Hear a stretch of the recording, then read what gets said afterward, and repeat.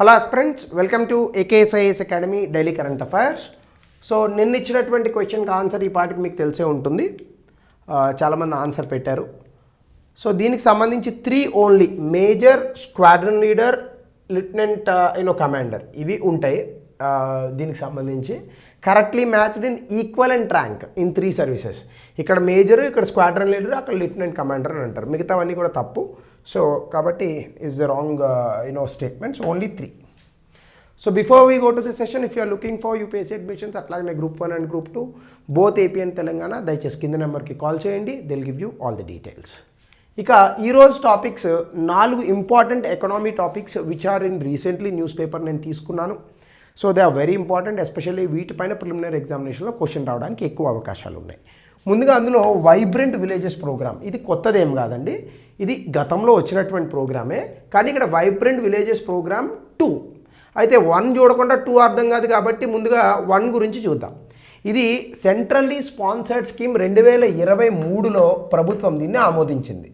Centrally sponsored scheme అంటే రాష్ట్ర ప్రభుత్వాలు 60% పెట్టుకుంటే ఖర్చు, కేంద్ర ప్రభుత్వం 60% పెట్టుకుంటుంది, రాష్ట్ర ప్రభుత్వాలు 40% పెట్టుకుంటాయి.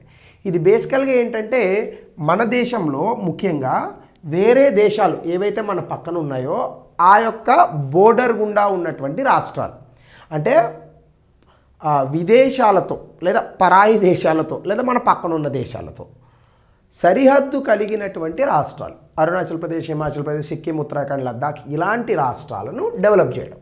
ముఖ్యంగా ఇక్కడ 662 విలేజెస్ని కవర్ చేస్తూ అక్కడ ఉపాధి అవకాశాలను పెంచడము, వాటికి రోడ్లు ఇవన్నీ వేయడము, అక్కడ మౌలిక సదుపాయాలను పెంచడం, ఇది దీని యొక్క ముఖ్య ఉద్దేశం. సో దీనివల్ల ఏమవుతుంది, జనాలు ఎవరైతే ఈ బోర్డర్ ఏరియాస్లో ఉంటారో వాళ్ళకి భారత ప్రభుత్వం మీద నమ్మకం పెరుగుతుంది, దేశంతో ఎక్కువగా కనెక్ట్ అవుతారు. అది దీని తాలూకా ముఖ్య ఉద్దేశం.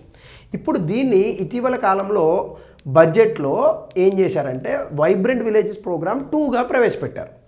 ఇదేంటి, ఇక్కడ కాంప్రహెన్సివ్ డెవలప్మెంట్ ఆఫ్ విలేజెస్ అంటే అక్కడ ఉన్నటువంటి విలేజెస్ని చాలా క్షేత్రస్థాయిలో కాంప్రహెన్సివ్ డెవలప్మెంట్ చేస్తూ బ్లాక్స్ లాగా ఇంటర్నేషనల్ బోర్డర్స్ ఉన్నటువంటి విలేజెస్లో కేవలం ఈ యొక్క నార్దర్న్ బోర్డర్ ఏరియాస్ అంటే సాధారణంగా పైన ఉన్నటువంటి వాటిని తీసుకున్నారు to other international border regions, అంటే ఇంకా మిగతా దేశాలతో కూడా కనెక్ట్ చేయాలి.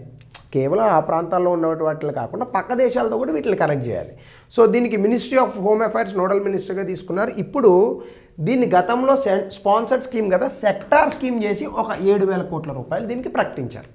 సో దీని యొక్క ఆబ్జెక్టివ్స్ ఏంటి, ఇందాక చెప్పినవే, లివింగ్ కండిషన్స్ పెంచాలి, ఎస్, అక్కడ లైవ్లీహుడ్ ఆపర్చునిటీస్ అంటే ఉపాధి అవకాశాలను పెంచాలి, అలాగే ప్రాస్పరస్ అక్కడ ఉన్నటువంటి ఏరియాస్ని డెవలప్ చేయాలి, మంచి సేఫ్గా వాటిని చేయాలి. అలాగే వేరే దేశాల నుంచి మన దేశాల్లోకి వచ్చి క్రైమ్ చేస్తూ ఉంటారు, అంటే మత్తు మందుల సప్లై కానీ లేదా అనుకుంటే మన ఫేక్ కరెన్సీ కానీ ఇట్లాంటి వాటిని అరికట్టాలి. అలాగనే ఈ బోర్డర్ పాపులేషన్స్ని కూడా భారతదేశంలో ఉన్నటువంటి మిగతా పాపులేషన్స్తో ఇంటిగ్రేట్ చేయాలి, వాళ్ళని వేరుగా చూడకూడదు. సాధారణంగా మనకి ఏదో సంస్కృతి ఉంది, నార్త్ ఈస్టర్న్ స్టేట్స్లో ఉన్న వ్యక్తుల్ని కాస్త వేరుగా చూసేటటువంటి సంస్కృతి ఉంది మనకి కొంచెం నార్దర్న్ ఇండియాలో. సో వీటిల్ని తగ్గించాలి, ఇది దీని తాలూకా ఆబ్జెక్టివ్స్. సో అట్లానే మనం ఇక్కడ ఇంప్లిమెంటేషన్ పీరియడ్ 2028 నుంచి 29 వరకు అనుకున్నారు. జాగ్రఫికల్ కవరేజ్ ఇక్కడ ఇంటర్నేషనల్ ల్యాండ్ బోర్డర్స్లో ఉన్నటువంటి 17 రాష్ట్రాలు, ఇంతకుముందు తక్కువ ఉన్నాయి, ఇప్పుడు ఇంకా ఎక్కువ చేశారు వాటిని, యూనియన్ టెరిటరీస్ కూడా. అలాగనే excludes northern border areas under vibrant village programme 1. Already vibrant village programme 1లో ఉన్నటువంటి ప్రాంతాలను తీసేసి మిగతా ప్రాంతాలను మాత్రమే డెవలప్ చేస్తున్నారు. సో అది దీని యొక్క ముఖ్య ఉద్దేశం. సో కాబట్టి మీకు అర్థమైందని అనుకుంటున్నాను. ఇది వైబ్రెంట్ విలేజ్ ప్రోగ్రామ్ తాలూకా డీటెయిల్స్. ఇక రెండవ టాపిక్ చూద్దాం. రెండవ టాపిక్ వచ్చేసి భారత్ జిఐ. ఇటీవల కాలంలో ఢిల్లీలో మనకి ఆర్టిఫిషియల్ ఇంటెలిజెన్స్కి సంబంధించి AI ఇంపాక్ట్ సమ్మిట్ అని జరిగింది. అక్కడ ఈ భారత్ జిఐ అనే కాన్సెప్ట్ని తీసుకొచ్చారు. ఇదేంటంటే మొత్తం భారతదేశంలో ఇంటలెక్చువల్ ప్రాపర్టీ బ్రాండ్ అనేటటువంటిది ఏదైతే ఉందో దాన్ని షోకేస్ చేస్తూ భారతదేశంలో యునీక్ జాగ్రఫికల్ ఇండికేషన్ ఉన్నటువంటి ప్రొడక్ట్స్ని ప్రపంచ మార్కెట్ అంతా తెలిసేలాగా అక్కడ కొన్ని స్టాల్స్ ఏర్పాటు చేశారు. సో దీనికి సంబంధించి GI కాఫీ అనేటటువంటి దాన్ని అక్కడ పెట్టారు, అరకు కాఫీ ఇట్లాంటి వాటిని బాగా ప్రమోట్ చేశారు. సో ఇది ఎవరు లాంచ్ చేశారు, ఎగ్జామినేషన్లో అడగబోయే ప్రశ్నలు, department for promotion of industry and internal trade. అలాగే దీనికి tag line a world exclusive అనే ట్యాగ్ లైన్ ఇచ్చారు. So these are all important facts which you need to remember for preliminary examination. గుర్తుపెట్టుకోండి, ఎగ్జామినేషన్ పాయింట్ ఆఫ్ వ్యూలో మాత్రమే మాట్లాడుతున్నాను నేను, ఇంకా అంతకుమించి డీటెయిల్స్లోకి వెళ్ళాల్సిన అవసరం కూడా లేదు. అలాగనే అయితే దీని తాలూకు ఎయిమ్ ఏంటి, భారతదేశంలో ఉన్నటువంటి ఈ జాగ్రఫికల్ ఇండికేషన్ ఉన్నటువంటి ప్రొడక్ట్స్ని ప్రపంచవ్యాప్తంగా రికగ్నైజ్ చేయడము, వీటికి అద్భుతమైన ప్రీమియం బ్రాండింగ్ని అందించడం. ఎందుకంటే బ్రాండింగ్ అంటే ఏముంటుందండి, ఎక్కువ మంది వ్యక్తులకు తెలిస్తే అదే బ్రాండింగ్, అంత మించి ఏం లేదు. ఇప్పుడు బెంజ్ కారు ఉంది, ఇలా ఉంటుంది కదా సింబల్, మీరు అందరూ చూస్తారు. ఇది ప్రపంచంలో ఎక్కువ మందికి తెలిసింది కాబట్టే బెంజ్ కార్ అయింది, అంతకుమించి ఏముంది అందులో. ఎక్కువ మందికి తెలిస్తే బ్రాండింగ్ అవుతుంది. అలా మన బ్రాండ్ని ఎక్కువ మందికి తెలిసేలా చేయడము, ప్రపంచవ్యాప్తంగా అంతర్జాతీయంగా మన బ్రాండ్స్ని విజిబిలిటీ పెంచడం. సో ఇక్కడ ఏ ప్రొడక్ట్స్ ఉన్నాయంటే జియోగ్రఫికల్ ఇండికేషన్కి సంబంధించి కాఫీ, స్పైసెస్, హ్యాండీక్రాఫ్ట్స్, టెక్స్టైల్స్ ఈ ప్రొడక్ట్స్ పెట్టారు. ఇంకా కొన్ని ప్రాంతాలలో ఆ కల్చరల్ ఐడెంటిటీ ఉన్నటువంటి రీజియన్ స్పెసిఫిక్, అంటే ఆ ప్రాంతంలోనే ఇంపార్టెంట్గా ఉన్నటువంటి కొన్ని ప్రొడక్ట్స్ అని కూడా పెట్టారు. అయితే ఇక్కడ భారత్ జిఐ కాఫీ అనేటటువంటి దాన్ని తీసుకొచ్చారు, ఒక నేషనల్ బ్రాండ్ ఇది భారత్ జిఐ కాఫీ అనేది. సో కామర్స్ మినిస్ట్రీ దీన్ని తీసుకొచ్చింది. జాగ్రఫికల్ ఇండికేషన్ ట్యాగ్ ఉన్నటువంటి కాఫీ ప్రొడక్ట్స్ని ప్రమోట్ చేస్తారు. ఇక్కడ కూర్గ్ మీ అందరికీ తెలుసు, అరకు వ్యాలీ ఆంధ్రప్రదేశ్లో ఉంది, ఈ ప్రాంతాల నుంచి వచ్చినటువంటి కాఫీని చాలా ప్రమోట్ చేశారు. ఇవే ఎగ్జామ్లో అడుగుతాడు. సో కాబట్టి these are all important things for the preliminary examination. అదే భారత్ జిఐ. ఇక టాపిక్ 3 ఈరోజు అర్బన్ ఛాలెంజ్ ఫండ్. ఇది న్యూస్లో ఉందండి, ఎకనామిక్స్ సంబంధించిన టాపిక్. ఇదేంటో చూద్దాం. Union cabinet prime minister Modi గారి నేతృత్వంలో అర్బన్ ఛాలెంజ్ ఫండ్ అని కేంద్ర ప్రభుత్వం రాష్ట్రాలకు 1,00,000 కోట్ల రూపాయల అసిస్టెన్స్ని ప్రకటించింది, ఒక నిధిని క్రియేట్ చేసింది. ఏంటి అర్బన్ ఛాలెంజ్ ఫండ్ చూద్దాం. ఇది ప్రభుత్వం తీసుకొచ్చిన ఒక centrally sponsored scheme, again 60-40 ratio. ఎవరు ఇంప్లిమెంట్ చేస్తారు? Ministry of housing and urban affairs. ఇల్లులు కట్టించేటప్పుడు మినిస్ట్రీ ఆఫ్ హౌసింగ్ రాకపోతే మినిస్ట్రీ ఆఫ్ హోమ్ అఫైర్స్ వస్తుందా? హౌసింగ్. సింపుల్. ఎయిమ్ ఏంటి? రెసిలియంట్, బాగా బలంగా ఉండేవి, productive, inclusive, climate responsive cities. అంటే హౌసింగ్ అండ్ అర్బన్ అఫైర్స్ అంటే నా ఉద్దేశంలో అర్బన్ అఫైర్స్. ఇందాక అర్బన్ ఛాలెంజ్ ఫండ్ మాట్లాడుకున్నాం కదా, హౌసింగ్ అండ్ అర్బన్ అఫైర్స్ అంటే కలిపే ఉంది కదా. అర్బన్ అఫైర్స్ మినిస్ట్రీ కాకపోతే మరి హోమ్ మినిస్ట్రీ రాదు కదా.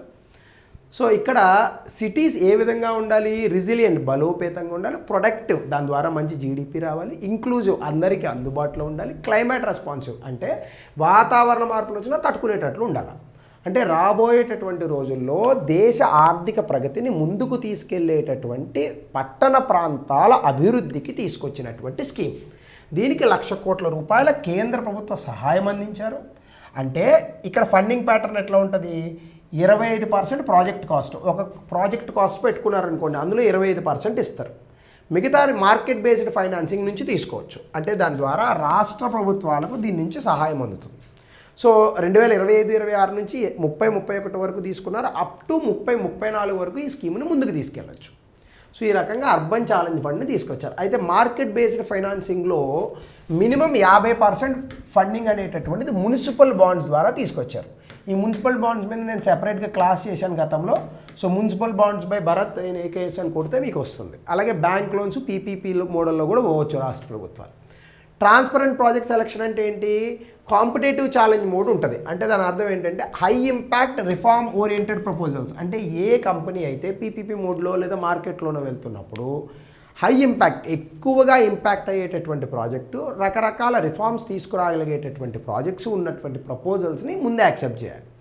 రిఫార్మ్ లింక్డ్ ఫ్రేమ్వర్క్ అంటే ఏంటి? Funding linked to governance, financial, operational, urban planning reforms. అంటే దాని అర్థం ఏంటి? ఇప్పుడు ఫర్ ఎగ్జాంపుల్ ఫండింగ్ అనేటటువంటిది ఇక్కడ రిఫార్మ్స్తో లింక్ చేశారు. ఫండింగ్ ఎలా ఇస్తారు? ఏ రాష్ట్ర ప్రభుత్వం అయితే మంచి పరిపాలనతో పాటు ఆర్థికంగా, ఆపరేషనల్గా, అర్బన్ ప్లానింగ్లో ఏ ప్రభుత్వం అయితే, రాష్ట్ర ప్రభుత్వాలు రకరకాల సంస్కరణలు తీసుకొస్తాయో ఆ సంస్కరణలు థర్డ్ పార్టీతో వెరిఫికేషన్ చేసుకుంటూ వాళ్ళకి ఎక్కువగా డబ్బులు ఇచ్చేటట్టు. అంటే సంస్కరణలు తీసుకొచ్చిన రాష్ట్ర ప్రభుత్వాల నగరాల నిర్మాణం కానీ వాటి యొక్క అభివృద్ధికి కానీ డబ్బులు ఇస్తారు. అట్లనే ప్రైవేట్ సెక్టర్ పార్టిసిపేషన్. అంటే ప్రైవేట్ సెక్టర్ ఉంటే కొంచెం రిస్క్ షేర్ అవుతుంది. సర్వీస్ బెంచ్ మార్క్ అనేటటువంటిది ఎప్పుడు కూడా ప్రైవేట్ ఇన్వెస్ట్మెంట్ ఎఫిషియన్సీకి 100%. మీరు ఎప్పుడైనా చూడండి, హెచ్డిఎఫ్సి బ్యాంక్ వెళ్ళండి, ఎస్బీఐ బ్యాంక్ వెళ్ళండి, యూ లైక్ హెచ్డిఎఫ్సి బ్యాంక్, అందులో ఏం మనం లేదు.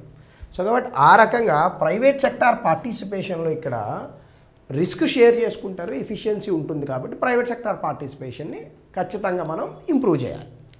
సో అట్లానే క్రెడిట్ ఎన్హాన్స్మెంట్, 5,000 కార్పస్ ఫండ్, 5,000 కోట్ల corpus credit worthiness of 4,000 cities. So ఇంతవరకు కూడా డబ్బులు ఇస్తారు. అలాగే టైర్ 2, టైర్ 3 సిటీస్, ఇక్కడ స్మార్ట్ సిటీస్ అది కాదు, సాధారణంగా జిల్లా హెడ్ క్వార్టర్స్ అట్లాంటి వాటికి ఎక్కువగా ఇస్తారు. సో ఇక్కడ మేజర్ సిటీస్ కూడా ఉంటాయి, క్యాపిటల్స్ ఉండవని కాదు, జనరల్గా టైర్ 2, టైర్ సిటీస్కి ఎక్కువగా ప్రాముఖ్యత ఇస్తారు. అలాగనే eligible smaller urban local bodies ఏవైతే ఉన్నాయో, ముఖ్యంగా నార్త్ ఈస్టర్న్ స్టేట్స్, కాస్త మౌంటైనస్ ఏరియాస్లో ఉన్న వాళ్ళకి ఎక్కువ ప్రిఫరెన్స్ ఇస్తారు. సో ఇట్లా పట్టణ ప్రాంతాల యొక్క అవసరాల మేరకు ఆ పట్టణ ప్రాంతాలు జీడిపి తెచ్చేందుకు గాను తీసుకొచ్చిన ప్రోగ్రామ్ ఫండే ఈ అర్బన్ ఫండ్ అనమాట. సో కాబట్టి ఇది కూడా మనం చూడాలి. ఇక టాపిక్ 4 బయోఫ్యాక్ 2026, ఇది జర్మనీలో జరిగింది. అయితే అక్కడ కంట్రీ ఆఫ్ ద బయోఫ్యాక్ అనేటటువంటి దానికి భారతదేశాన్ని కంట్రీ ఆఫ్ ద బయోఫ్యాక్ 2026గా ఎన్నుకున్నారు. ఏంటి బయోఫ్యాక్ చూద్దాం. World's leading trade fair for organic products, అది బయోఫ్యాక్ అంటే trade fair for organic products. So అది బయోఫ్యాక్ తాలూకా ఇది. సో ఇదేంటంటే బేసికల్గా ఫిబ్రవరి 2026లో జరిగింది. వరల్డ్స్ లార్జెస్ట్ ఎగ్జిబిషన్ ఇది, ప్రపంచంలోనే అతిపెద్ద ఎగ్జిబిషన్. దేనికి? Organic food. ఆర్గానిక్ ఫుడ్ అంటే మీ అందరికీ తెలుసు, ఏ రకమైన మందులు అవి కొట్టకుండా, పురుగుల మందులు ఇట్లాంటివి లేకుండా స్వచ్ఛంగా ప్రకృతిలో పండించినటువంటి లేదా తయారు చేసినటువంటి పదార్థాలు.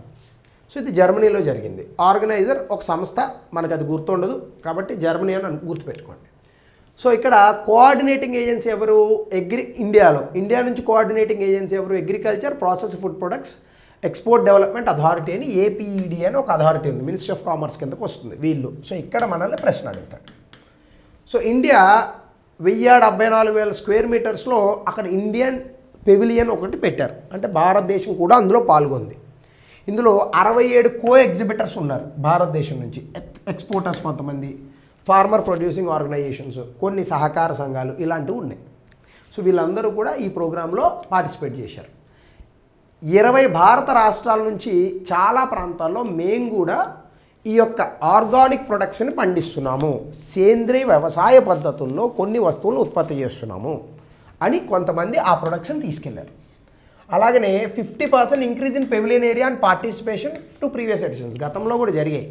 కానీ మనం తీసుకెళ్ళినటువంటి ప్రొడక్ట్స్, మనం తీసుకెళ్ళినటువంటి ఎగ్జిబిటర్స్ని బట్టి అక్కడ స్థలం ఇస్తారు.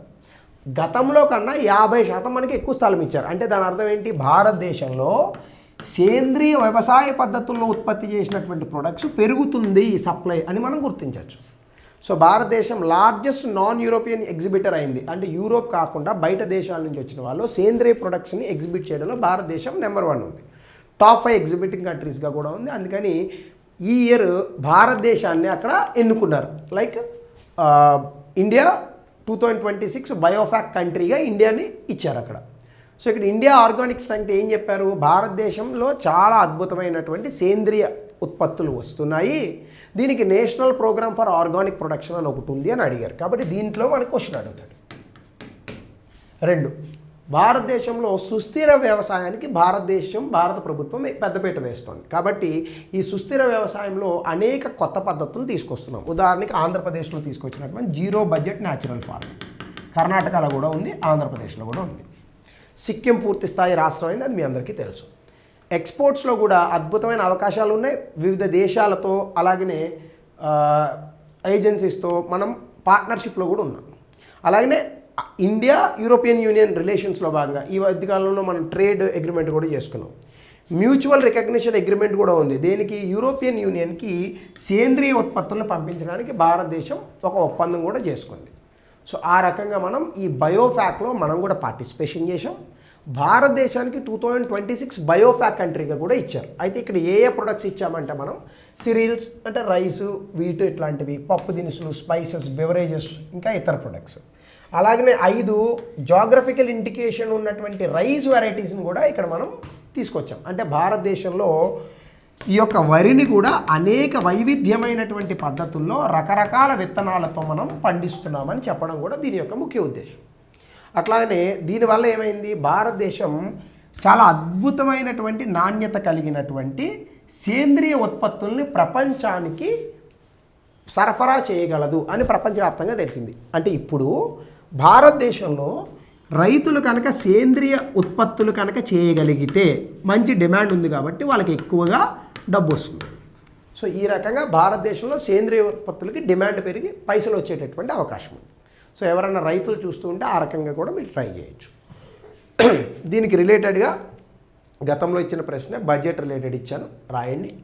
అలాగనే గతంలో ఇచ్చినటువంటి క్వశ్చనే ఇది, ఎకనామిక్ రిలేటెడ్ టాపిక్స్ చెప్పాను కాబట్టి ఆ క్వశ్చన్ ఇచ్చాను. 200 పదాల్లో ఆన్సర్ రాయండి.